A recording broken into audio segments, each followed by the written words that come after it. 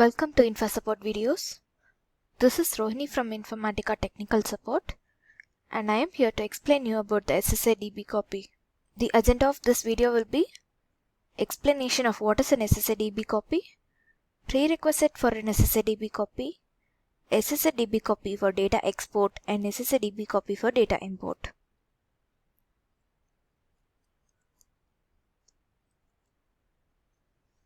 So here is what is an Ssadbcopy.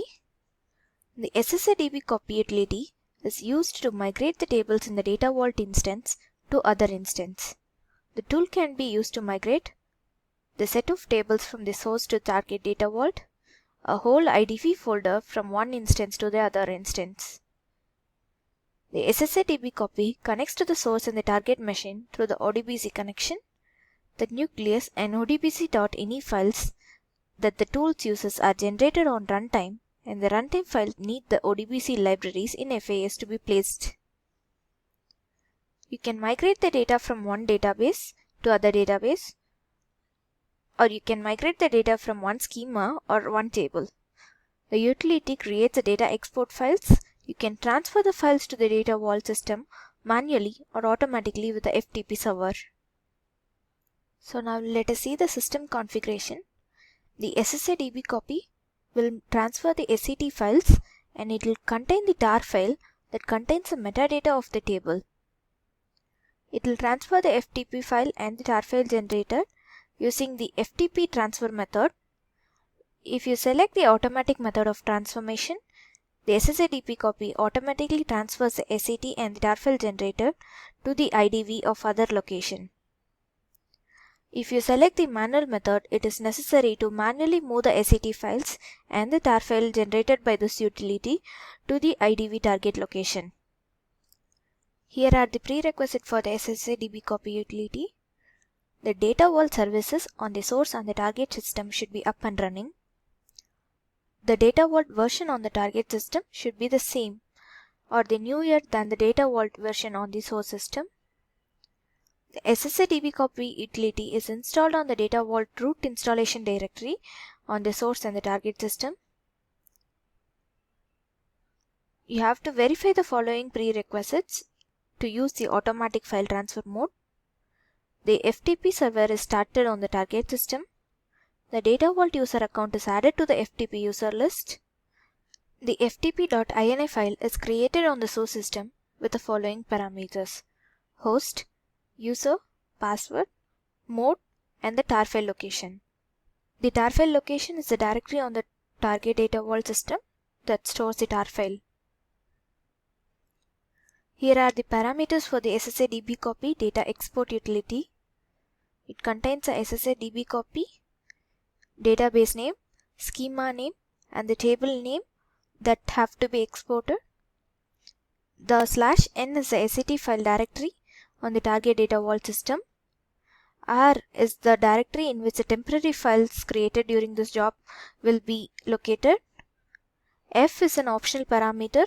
If you want the automatic transfer of the file, you can enable the automatic mode. It will transfer the files through the FTP method. The database name is mandatory parameter. If you don't provide the database name, it will show an error.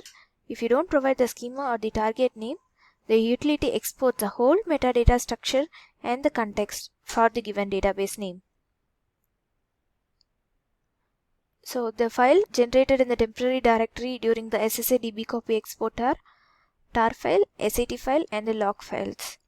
The tar file will contain the metadata of the tables in the IDV. It will contain the register and unregistered script for the table. It will contain the script for cleaning the IDV in the table. The SCT file list, it will contain the list of the SCT files that has to be moved to the target location. The log file contains the detail of the job.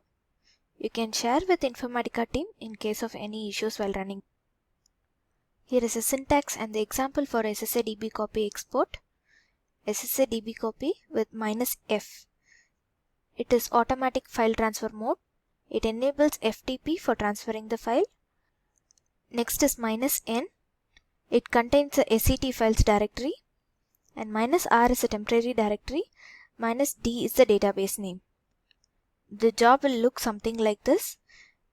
It will connect to IDB, connect to FTP server, it will generate script, DDL script, cleaning script, and if the job completes successfully and the export completes successfully, it will transfer the tar files and SCT files as the automatic transfer mode is enabled. These are the parameters for data import: Ssadbcopy, -i, -r, and -a. -i contains the full path name of the tar file created in the source data vault system. -r is a temporary directory for the runtime files. And -a, you can append it with 0 or 1. If it is 0, it appends the data to the existing table. By default, it will be 0. If you append it with 1, it drops the table that are already present in IDV. It creates a new table and then inserts the data. Here is an example of data import Ssadbcopy. Here we have provided 1 as a value, so it drops and creates the tables in target IDV. -i is the tar file directory and -r is the temp file directories. These are the steps done during the import. It will extract the tar file. It will validate the SCT file. It will copy the structure into the target IDV. It registers the tables and the SCT files. It validates the metadata records. So once all these steps are done, the tables will be imported to the IDV. Hence, the tables from the source IDV is transferred to the target IDV. So this completes the Ssadbcopy import and export. Any kind of feedback, we would love to hear from you from the following websites. Thank you.